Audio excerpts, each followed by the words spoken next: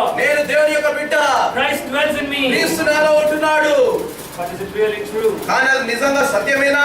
That can only come when I am examining myself. అది మనం పరీక్షించుకున్నప్పుడే మనకు తెలుస్తుంది. If I am a child of God, నేను దేవుని యొక్క బిడ్డనైతే the presence of Jesus Christ is or should be in me. దేవుని యొక్క ప్రసన్నత, ప్రభువైన యేసుక్రీస్తు యొక్క ప్రసన్నత నాలో ఉండాలి. It should be felt in my life. నా యొక్క జీవితంలో అది అనుభవపూర్వకంగా నేను తెలుసుకోవాలి. I should feel the presence of Christ in my life. దేవుని యొక్క ప్రభువైన యేసుక్రీస్తు యొక్క ప్రసన్నత నాలో ఉండాలి. I should realize this daily that He dwells in my life. ప్రతి రోజు ఆయన నా యొక్క జీవితంలో ఉంటున్నాడా అని నేను చూసుకోవాలి. And once that comes into existence, ఒక్కసారి అది మనం చేస్తున్నట్లయితే,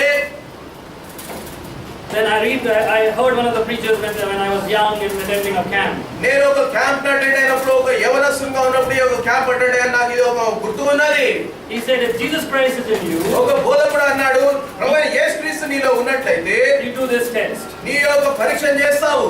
If you are tempted to stick with an evil man, ఒక దుష్టుడైన వ్యక్తితో నువ్వు కూర్చోవాలని నీకు ఆ యొక్క శోధన వస్తే, bring a chair along with you. నీతో పాటు ఒక చైర్ తీసుకొని రా. An empty chair. ఒక ఖాళీ chair Keep it with you. నీతో పక్కన కూర్చో పెట్టుకో. Realize Jesus Christ also will be sitting next to you. ప్రభువైన యేసుక్రీస్తు కూడా నీ పక్కన కూర్చుంటారని గ్రహించుకో. Because you say in your heart Jesus Christ is in you. ఎందుకంటే నీవు అంటున్నావు నీ యొక్క హృదయంలో ప్రభువైన యేసుక్రీస్తు ఉంటున్నారు. So if you are sitting with an evil man, నువ్వు ఒక దుష్టమైన వ్యక్తితో కూర్చుంటున్నట్లయితే, you are taking Christ with you. నీతో పాటు క్రీస్తును కూడా తీసుకొని వెళ్తున్నావు. Bring a chair and put it next to yourself. అందుకని ఒక చైర్ తీసుకొచ్చి నీ పక్కన పెట్టుకో. If you are going to a movie, ఒక సినిమాకి వెళ్ళినట్టయితే buy an extra ticket. ఇంకొక టికెట్ కొనుక్కో. Because you have to take Jesus along. ఎందుకంటే ప్రభువైన యేసుక్రీస్తును కూడా నువ్వు తీసుకెళ్ళాలి. When you pour a drink for yourself, నీ కొరకు నువ్వు ఒక మద్యం పోసుకున్నట్లయితే bring another glass. ఇంకొక గ్లాస్ తెచ్చుకో. Pour it for Jesus Christ. ప్రభువైన యేసుక్రీస్తు కూడా పోయి. When you're taking a puff from a cigarette, ఒక cigarette తాగుతున్నట్లయితే give another one and light it and give it to the Lord. ఇంకొకటి లైట్ చేసి ప్రభుకి ఇవ్వండి. If you cheat somebody with money, ఎవరైనా డబ్బుతో మోసం చేసినట్లయితే cheat him double. రెండు సార్లు అయినంట మోసం Because you need చేయి. to take your share and Jesus Christ's share ఎందుకంటే also. ప్రభువైన యేసుక్రీస్తు నీతో ఉంటున్నారు. And when you start realizing these, ఇలాగ నువ్వు గ్రహించుకున్నట్లయితే, and you know that Jesus Christ is not going to come with you, ఇలాగ ఉన్నట్లయితే ప్రభు నీతో రారని తెలుసుకుంటే, then you automatically will start moving from those places. ఆ స్థలాల నుండి నీవే స్వతహాగా వెళ్ళిపోతావు. Oh, that anecdote that he shared remained in my life for so long. ఆయన అలాగ పంచుకున్న ఈ విషయము ఎంతో కాలం నా యొక్క జీవితంలో ఉండింది. Every time I tend to take a step towards evil things, దుష్టమైన కార్యం చేయడానికి నన్ను నేను ముందుకు వెళ్తున్నప్పుడు I have to ask this question. ఈ యొక్క ప్రశ్న నన్ను నేను అడుగుకునేవాడిని. Lord, you are coming with me because you are saying you are in my life. ప్రభువా, మీరు నా యొక్క జీవితంలో ఉంటున్నారు కాబట్టి మీరు నాతో వస్తున్నారని నేను అంటున్నాను. I claim to be a temple for you. నేను నీకు ఒక మందిరంగా ఉంటున్నానని చెప్తున్నాను. If I am going to a wrong place, అలాగైనట్లయితే నేను ఒక తప్పుడు స్థలానికి వెళ్తే I might be taking you with me. నాతో పాటుగా నిన్ను కూడా తీసుకెళ్తున్నాను. And you are not comfortable in that place. ఆ స్థలంలో మీకే ఇష్టం లేని స్థలము. I have to turn back. అందుకనే నేను అక్కడ నుండి I తిరుగుతాను. will not do that. అది నేను చేయను. Because you will not be happy in that place. ఎందుకంటే ఆ స్థలము మీకు ఇష్టమైన స్థలం కాదు. What motivates me to do that? ప్రభు అలాగ చేయడానికి నాకు ఏది నన్ను చేయించున్నది? I'm examining myself. ఎందుకంటే నన్ను నేను పరీక్షించుకుంటున్నాను కాబట్టి, I'm my way. నా యొక్క మార్గాన్ని నేను శోధించుకుంటున్నాను I'm కాబట్టి, ensuring the presence of God is not going with me to a wrong place. దేవుని యొక్క ప్రసన్నత తప్పుడు స్థలాల్లో నాతో పాటుగా రాకుండా నన్ను నేను పరీక్షించుకుంటున్నాను. Because I have made this my habit to examine myself. ఎందుకంటే నన్ను నేను పరీక్షించుకునేది ఇది నేను అలవాటుగా చేసుకున్నాను. Paul gives us a checklist in Ephesians chapter 5. పౌలు మనకు ఎఫెసీయులకు రాసిన పత్రిక 5వ అధ్యాయంలో మనకు ఏది చేయాలో చేయకూడదో అక్కడ చెప్తున్నాడు. I urge everybody to go home and read this entire chapter. మీరందరూ ఇంటికి వెళ్ళి ఈ యొక్క అధ్యాయం అంతా చదవాలని కోరుచున్నాను. Ephesians 5 verse 1 through 33. ఎఫెసీయులకు రాసిన పత్రిక 5వ అధ్యాయం 1 నుండి 33 వచనాల There is వరకు a long list of do's and don'ts.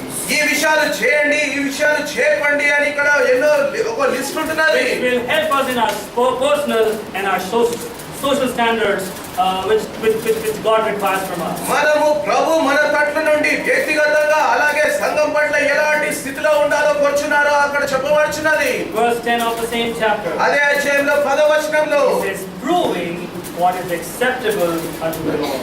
ప్రభుకి ఏది అంగీకారమో దాన్ని మనము పరీక్షించి చూసుకోవాలి. You prove yourself. నిన్ను నువ్వే పరీక్షించుకో. Ask yourself. నిన్ను నువ్వే ఈ యొక్క ప్రశ్న అడుగు. Look at your reflection in God's word. దేవుని యొక్క వాక్యము వెలుగులో నీ యొక్క ప్రతిబింబాన్ని చూసుకో. And answer this question whether it is approving the Lord or not. ఇది ప్రభుకి సంతోషకరమైన విషయమా కాదా అని నిన్ను నువ్వే ఈ యొక్క ప్రశ్న అడుగు. When we keep this checklist in front of us, ఈ యొక్క చెక్ లిస్ట్, ఈ యొక్క ప్రశ్నలు మనం ముందు ఉంచుకున్నట్లయితే we are motivated to see it and reflect on it every day. ప్రతిరోజు వీటిని బట్టి మనమే ప్రోత్సహించుకున్నట్లయితే We are truly going to be called the children of God. మనము నిజంగా దేవుని యొక్క పిల్లలుగా పిలువబడతాము. We can say, yes, the Lord Jesus Christ dwells in me. అవును, ప్రభువైన యేసుక్రీస్తు నాలో నివసించున్నాడని మనం Because చెప్పగలము. I am examining myself in His word. నేను ఆయన యొక్క వాక్యంలో నన్ను నేను పరీక్షించుకుంటున్నాను కాబట్టి And I am getting the joy of coming to that standard which He wants from me. ప్రభు నాలో ఎదుర్చున్న మెట్టుకు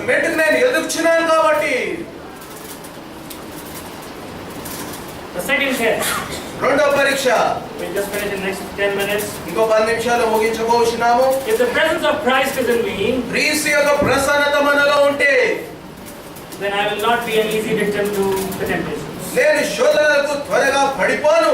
First, if Christ is in me, క్రీస్తు మొదటిగా నాలో ఉంటే it should reflect in my life and it should be very evident to me.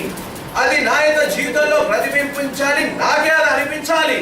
Because if I am a child of God, Christ dwells in me. నేను ఒక దేవుని బిడ్డనైతే క్రీస్తు నాలో ఉంటాడు. Now, if Christ is dwelling in me, ఇప్పుడు క్రీస్తు నాలో ఉన్నప్పుడు what is the outer symptom of that? దాన్ని బట్టి బాహ్యంగా ఏం కనపడాలి? I am not an easy victim to the devil's temptation. నేను సైతానిచ్చే శోధనలకు త్వరగా పడిపోను. Why?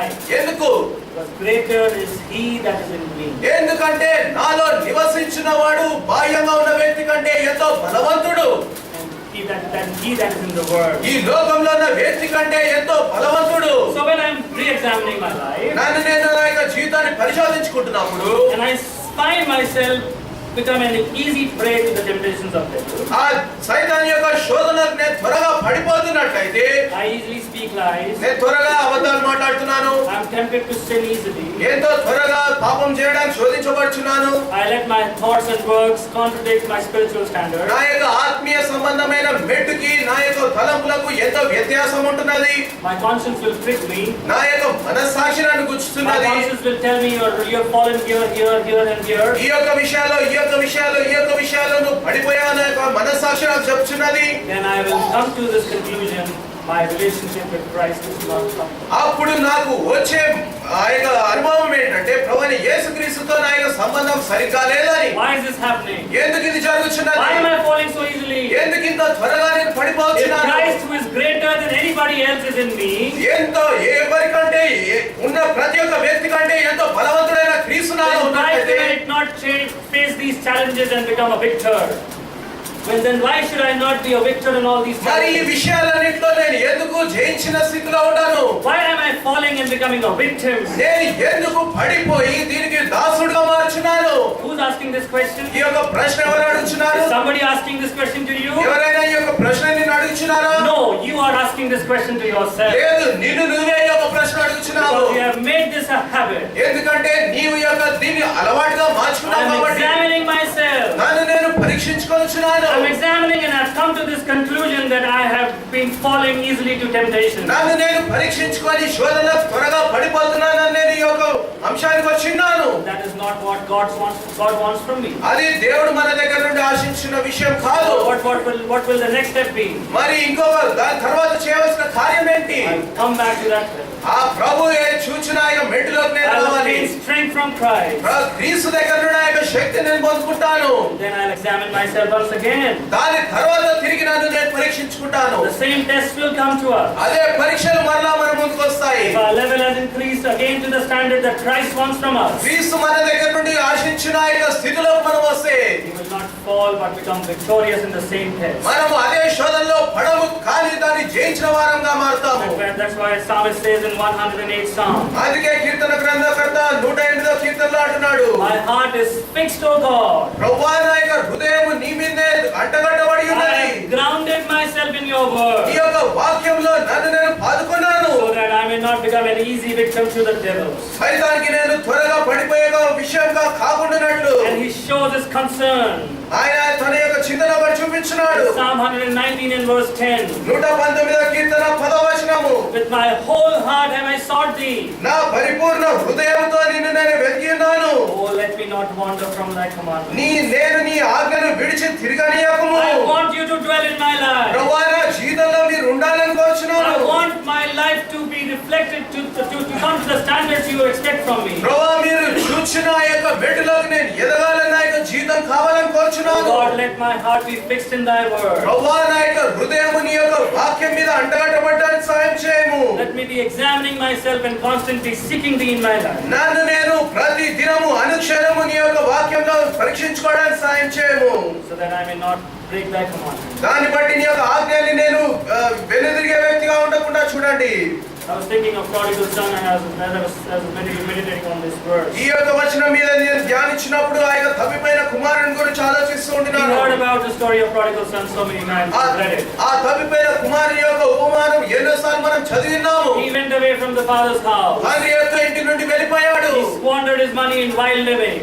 తప్పుడు వ్యాపారంలో తన యొక్క ధనాన్నంతా కూడా వెచ్చించాడు. Friends deserted him. తన యొక్క స్నేహితులను వదిలేశారు. None of his friends said, now that you are poor, go back to your father. ఇప్పుడు నువ్వు బీదవాడిగా అయిపోయావు కాబట్టి నీ యొక్క తండ్రి దగ్గరికి వెళ్ళని ఒక్క స్నేహితుడు కూడా అనలేదు.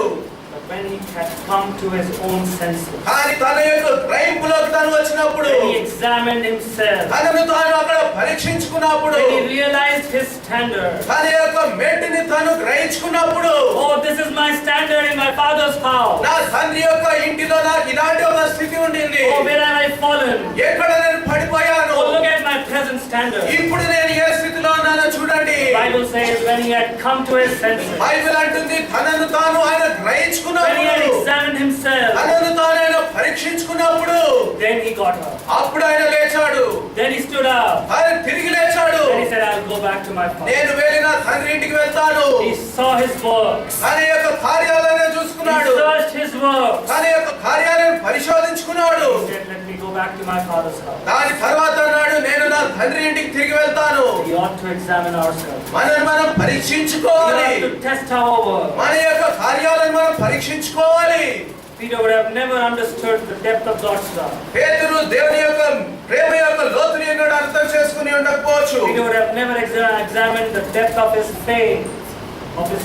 Peter is. పేతురు ఎన్నడూ తన యొక్క విశ్వాసం యొక్క లోతుని ఆయన అర్థం చేసుకుని ఉండకపోవచ్చు. He had not gone out from the presence of God and wept bitterly for denying him. దేవుని యొక్క ప్రసన్నత నుండి బయటికి వెళ్ళి ప్రభువా నిన్ను బొంకినందుకు అని ఆయన అక్కడ ఏడవకపోతే, John would have said, Peter, why did you do this? యోహాను నువ్వు ఎందుకు చేసావని, పేతురు నువ్వు ఎందుకు చేసావని యోహాను అంటే, There might be some reaction from him. అప్పుడు ఆయన ఏదో ప్రతిస్పందించి ఉండేవాడు. The Bible says he went out and wept bitterly. కానీ బైబిల్ అంటుంది పేతురు అక్కడి నుండి వెళ్ళి ఎంతో ఎంతో బాధతో ఏడ్చాడు. Why was he weeping bitterly? ఎందుకు ఆయన అలాగే ఏడుస్తూ Because ఉండినాడు? he was examining his faith. ఎందుకంటే తన యొక్క విశ్వాసాన్ని ఆయన He was doing పరీక్షించుకుంటున్నాడు. a self-analysis of his faith. తన యొక్క విశ్వాసం ఎలాంటి స్థితిలో ఉందో తను తాను Oh, what పరీక్షించుకుంటున్నాడు. promises I made for the Lord. ప్రభు పట్ల నేను ఎలాంటి వాగ్దానాలు I చేశాను. will go to death with you. ప్రభువా మీతో పాటుగా నేను మరణానికైనా And I could వస్తాను. not even stand before these weak people. కానీ ఇలాంటి ఒక బలహీనమైన ప్రజల ముందు కూడా నీ కొరకు One నిల్చోలేకపోయాను. girl came and told me this.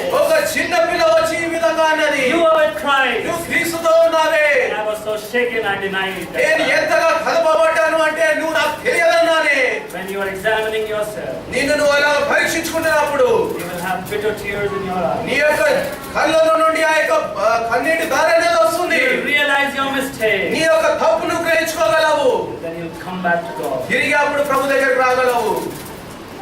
May the Lord help us. దేవుడు మనకు సహాయం చేయను గాక. We may learn to examine our lives. మన యొక్క జీవితంలో మనం పరీక్షించుకోవడానికి దేవుడు మనకు సహాయం చేయను Let గాక. us realize that Christ is dwelling in us. క్రీస్తు మనలో నివసించున్నాడని మనం గ్రహించుకుందాము. Paul says, know ye not that you are the temple of the Holy Ghost. పౌలు అంటున్నాడు మీరు పరిశుద్ధాత్మకు ఒక ఆలయంగా ఉన్నారని మీరు ఎరుగరా అంటున్నాడు. 1 Corinthians chapter 6 and 1:19. మొదటి కొరింథీయులకు రాసిన పత్రిక 6వ అధ్యాయము 19వ వచనము. He starts this statement with a question. ఈ యొక్క వాక్యాన్ని ఒక ప్రశ్నతో ఆరంభిస్తున్నాడు. What? ఏంటి? As if he's surprised. ఆయన ఆశ్చర్యపోతున్నట్టుగా ఈ యొక్క మాట అంటున్నాడు. ఏంటి? Know ye not? మీకు body is the temple of the Holy ఈ Ghost? యొక్క శరీరము దేవునికి ఆలయం ఉన్నదని మీకు తెలియదా? Unless I ask this question myself. ఈ యొక్క ప్రశ్న నన్ను నేను అడుక్కోకపోతే, What, Samuel? Samuel What? ఏంటి? Know you not నీకు తెలియదా that you are the temple of the Holy Ghost? నీవు పరిశుద్ధాత్మకు ఒక ఆలయంగా ఉంటున్నావని నీకు తెలియదా? Christ is dwelling in you. క్రీస్తు నీలో ఉంటున్నాడని నీకు తెలియదా? When I start examining myself, అప్పుడు నన్ను నేను పరీక్షించుకుంటున్నప్పుడు then I will come to the standard that God wants me. దేవుడు నా దగ్గర నుండి చూచున్న యొక్క మెట్టులో నేను ఎదగలను. Let's turn back to the main verse that we were meditating. 2 Corinthians chapter 13 and verse 5. 2 కొరింథీయులకు రాసిన పత్రిక 5వ అధ్యాయము We just go to the last part. 13వ అధ్యాయము 5వ వచనము. Here he is saying, Paul is saying, ఇక్కడ పౌలు అంటున్నాడు, know that Jesus Christ is in you, క్రీస్తు మీలో ఉన్నాడని మీరు ఎరుగుండి, except లేనట్లయితే ye be reprobates. మీరు భ్రష్టులు అవుతారు.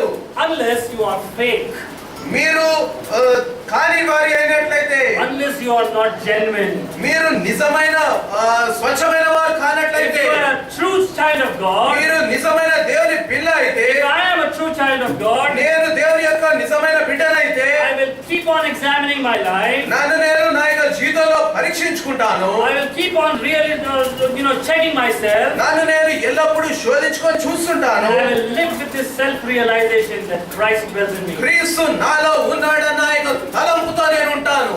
If that is not happening, అది జరగనట్లయితే, if I am ignorant of that fact, నాకు ఆ యొక్క సత్యం నాకు తెలియని స్థితిలో if నేనుంటే, I have failed to examine myself, నన్ను నేను పరీక్షించుకోవడంలో నేను తప్పిపోయినట్లయితే, and still I claim Christ dwells in me, అప్పుడు కూడా క్రీస్తు నాలో ఉన్నాడని నేను చెప్పినట్లయితే, then I am a reprobate. నేను భ్రష్టుడను, I am a counterfeit. నేను సరి అయిన వ్యక్తిని కాదు, కల్తీ వ్యక్తిని, నేను కల్తీ వ్యక్తిని. There is no genuineness in me. నాలో ఎలాంటి స్వచ్ఛత అనేది లేదు.